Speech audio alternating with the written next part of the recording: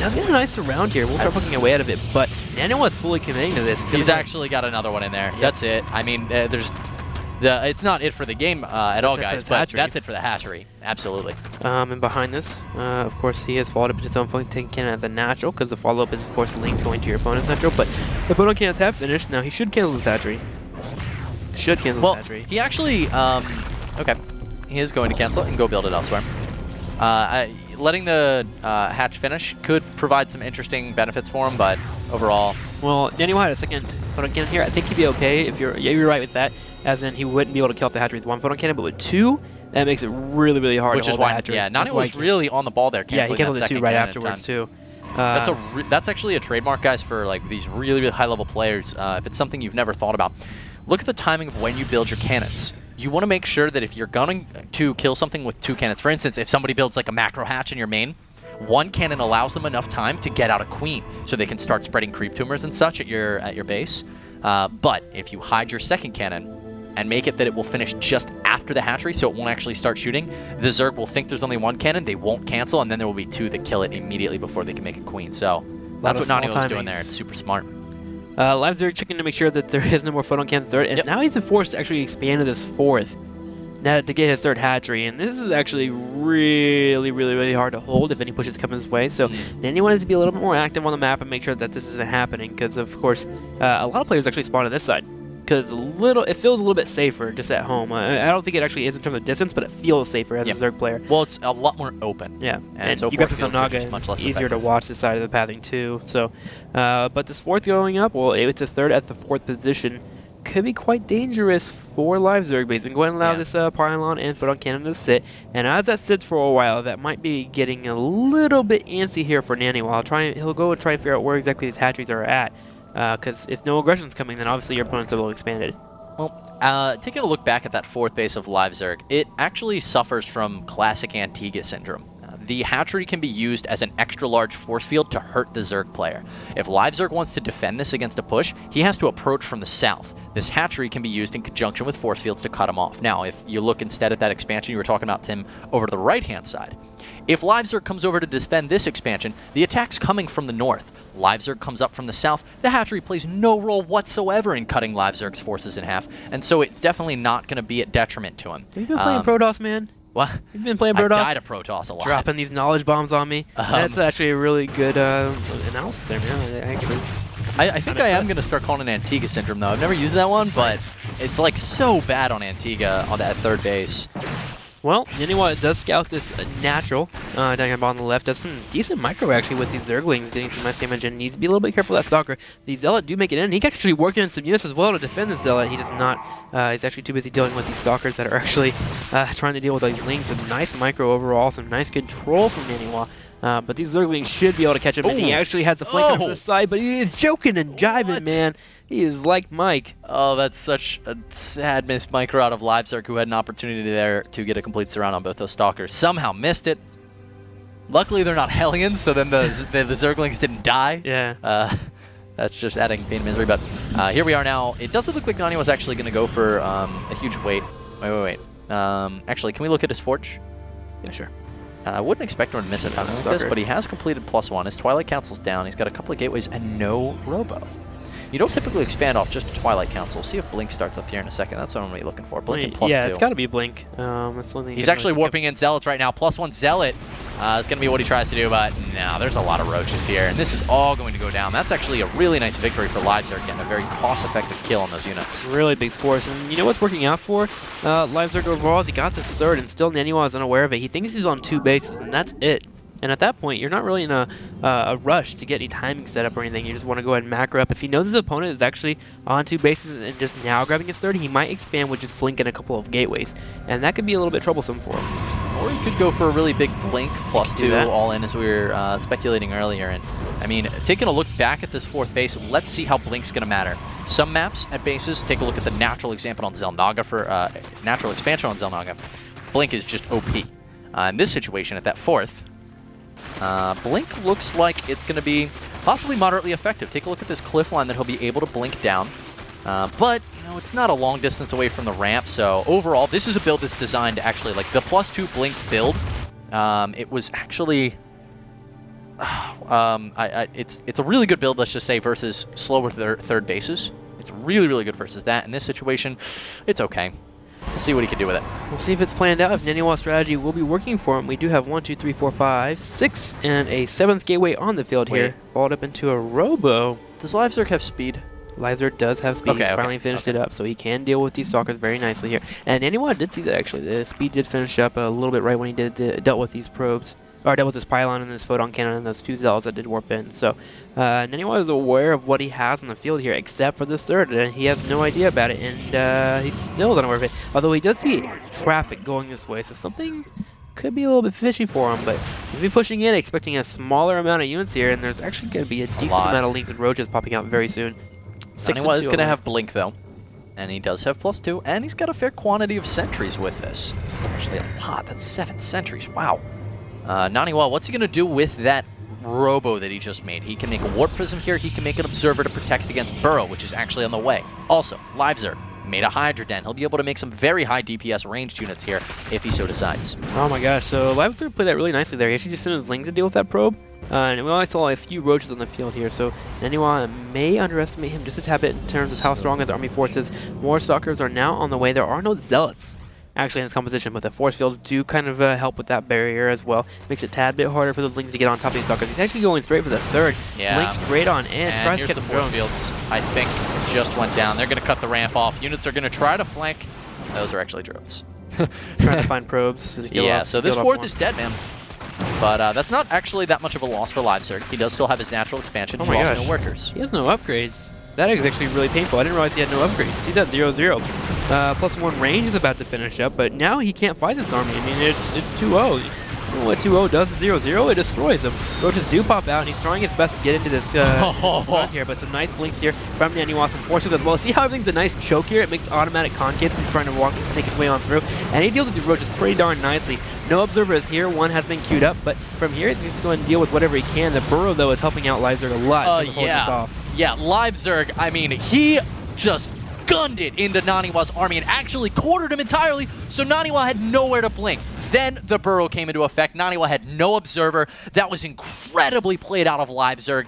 I really thought he had a huge opportunity to die there, and then LiveZerg just got way too close to those stalkers. NaNiwa had to blink back or else he was going to instantly lose them all, and that caused his sentries to all fall. A beautiful push there, a defense there out of LiveZerg. It couldn't have gone better for him. No third here for NaNiwa. He hassled on his natural. Not very many units in the field here. Trying to follow up into a Robo Bay. He does have an Immortal out. It's going to help out a ton here. But now we have a huge opening available. And if he misses the force field, Roaches are going to pour into this natural. Zealots doing their best as well. But that Burrow is helping NaNiwa. Or I'm sorry, not helping NaNiwa at all. His Observer is actually down in the natural somewhere over here in the main. Yeah, he doesn't have it at his actual base here. And these Roach Burrows are so helpful to LiveZerg. He might potentially just die off here if we can get a snipe on that Immortal. Can he get the Immortal? The Immortal is low on HP. Down into the orange. He's trying his best to focus and fire down, and he does get it, and it looks like LiveZerg, being in his opponent's natural, is going to go and start tearing through some probes as well. Yep, I mean, this was an all-in in its truest form out of NaNiwa. LiveZerg is now tearing through his main base, and if you've gone for an all-in and the Zerg's now at your main, killing your units, you've got not much of a hope, my friends. NaNiwa looking like he might go down here in a second to LiveZerg. Even if he doesn't fall right here, right now, LiveZerg is incredibly far ahead with more than double his supply. Well, start poking out some probes here as well. Some Zealots are warped in, but yeah, it looks like the push has been off, but you are correct. NaNiwa is in quite a painful position, and Hydras are actually making their way straight to the natural. They do have, of course, that range upgrade helping them out a lot. +2/2 on the way. 14 Roaches about to be queued up. If I was LiveZerg, I'd pull these Hydras back. They're actually pretty valuable until he gets his Roaches in front. Gonna go ahead and engage here, though. And Hydras do a decent amount of damage against Stalkers. And by decent, I mean a ton. They actually tear through them very, very quickly there. With that Burrow, once again, LiveZerg just showing how powerful that upgrade can be. And here we go. Roaches now finally showing up. And dying. 2 sacks, 2 Roaches to save a Hydra, but, well, I'm waiting for the blink. There it is. That Hydra's still gonna be doomed. Snipes. Stalker's pulling back, and NaNiwa, guys, I want to make this like really, really important for you to know. He's super far behind. Yeah. If he wins this game, it's a super strong feat. And he's warping some units in. Stalker's here as well, and a couple of Zealots are going to help out a lot. He has moved into Robo Bay, correct? I could have swore I saw Robo Bay on the way to production tab. Yeah, he did. So he will be starting to get Colossus production out, but he's on 2 bases. He needs a third. And with these many Roaches on the field and 4 bases up, for LiveZerg, it's really hard to get that third because you just simply don't have enough units to deal with any types of waves of units coming your way. Yeah, LiveZerg can just continue to trade here. And that really is all he needs to do. I mean, if NaNiwa keeps losing units, and LiveZerg can just... I mean, he has Blink Stalkers. There's some sentries. He'll cut these units a little in half. But, yeah, I mean, LiveZerg at this point, he can either continue to pressure and keep forcing sentries out of NaNiwa, which, as we're seeing another one warp in now, because NaNiwa needs to make sure he has enough force fields to cut that unit ball in half. Honestly, man, it's 77 workers to 52. So many roaches on the field. NaNiwa can't go for an attack. He has 2 bases. LiveZerg has 4. Can't see what NaNiwa can do from here. As a Terran in this situation, you want to drop, so perhaps a Warp Prism and some Harass is a really good option here for NaNiwa, but he's not going to be going for it. He's really going to work on these Colossus right now. Something to note is he finally did finish with that Robo, so as you mentioned, he can start moving towards Colossus, but he was for a good 2 to 3 minutes, couldn't build one because it got destroyed by the roaches that came into the natural. So that was quite painful. It really hindered NaNiwa as well, and he wants to have at least 1 to 2 Colossi in the field before he goes for this third, because that splash damage will help out so much, coupled with force field. If not, then LiveZerg can just barrel his way in and make sure he kills that third off. A Pro Ling here as well will force the Observer to come out of position to deal with that Ling, but he should be okay for a while. This natural, although not walled off, is still pretty easy to defend with a couple of force fields. But at the moment, behind all this, we have a Hive on the way, LiveZerg moving up into that 4th here. Does he actually have the double evolution chamber? Yes, he does. Now finally starting +1 melee attack. He does have +2 range on his Hydras and Roaches, so that's quite helpful. But moving up in those +1/1 really allows him to move towards Broodlords and still be strong with his Hive tech. Yeah, exactly. And he's making the Corruptors right now. Those are going to be able to easily deal with the Colossi. Does need to make sure he doesn't make the same mistake as last time, overproducing Corruptors. But yeah, he's got 8 out. Yeah, I mean, not really too much of a concern there. Luckily, you can still make Stalkers even with an unpowered Cybernetics core. If you guys don't know that, fun fact. Okay. Warp Prism on the way right now, actually, for NaNiwa, which I just love, Tim. We were talking about how we wanted to see some Harass. You'll get it. It's like asking for something for Christmas, and Santa Claus rewards you. Thanks, Santa Claus. +3 is on the way now as well. So it's going to be quite helpful for NaNiwa if he wants to go for a push after, if he deals with a good portion. Remember last time when his third got attacked into it, he did a lot of damage because it was focused down. The lives are not making the mistake here, but he's actually losing a lot of roaches. The Corruptors came actually a little bit late. They get focused down really quickly by the Stalkers. NaNiwa and his engagements have been just immaculate, I guess is the word we're going to go back to using again. Roaches and Hydras in trouble, and NaNiwa still having his Colossus. He blinks the Stalkers for the deal with the Corruptors. NaNiwa is actually doing really good here, killing a ton of supply from LiveZerg. Finally, the lone Colossus does fall, but he blinks more Stalkers back as well. And NaNiwa, even though behind 179 supply, did really well in that engagement. He did. That was crazy out of LiveZerg. So, I mean, the force fields went down. They cut his army in half beautifully. And when that happens, I fall back in most situations. Yeah. That's, I mean, okay. So he managed to get a Colossus and a lot of units, which is really nice. He moved into so many Lings. Remember, they only have that +1 already. They don't have +2 compared to +3. It's about to be finishing up for NaNiwa. Whenever that +2 finishes up, +3 will be here as well. But Colossus burned through Lings really quickly, especially with a couple of force fields.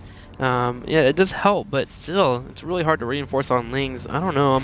I'm more worried about a big Zealot warp in here from NaNiwa. I mean, if he warps in, 8, 9, 10 Zealots, LiveZerg isn't going to be able to fully capitalize on the heavy Stalker composition of NaNiwa at this time, because he's only got 3 right now. But and there's some more Sentries and Stalkers, so that's good for LiveZerg at least. But he, of course, did want to save a lot of gas because he's teching towards Broodlords right now. His Hive's completed. He's got 6 Corruptors on the field, and he's got his Raider Spire on the way. Well, 196 supply to 120. We do have, of course, as just saw, LiveZerg is at 80 drones to the 40 there of NaNiwa. Now he's moving his way up in that production there, almost 50, but Lings do make their way on in. Force fields do land right away. He wants to deal with these Corruptors versus Colossus. Really important. Surround. They're actually not focusing the Stalkers. There they go. They do go ahead and blink on back, but the surround was fantastic there for LiveZerg, and it looks like with the choke here, he's doing his best. NaNiwa just GG's out. Yep. That's it, man. Really well played game there out of LiveZerg for sure. And NaNiwa, I think, did everything he could in that situation, but, I mean, that all comes down to the force fields from NaNiwa not being good enough to segment off the roaches. It was kind of cool how he creatively, I mean, if you guys remember, unfortunately, we can't pull it up this second, but There were 3 force fields. They cut LiveZerg's units in half. They went across from left to right.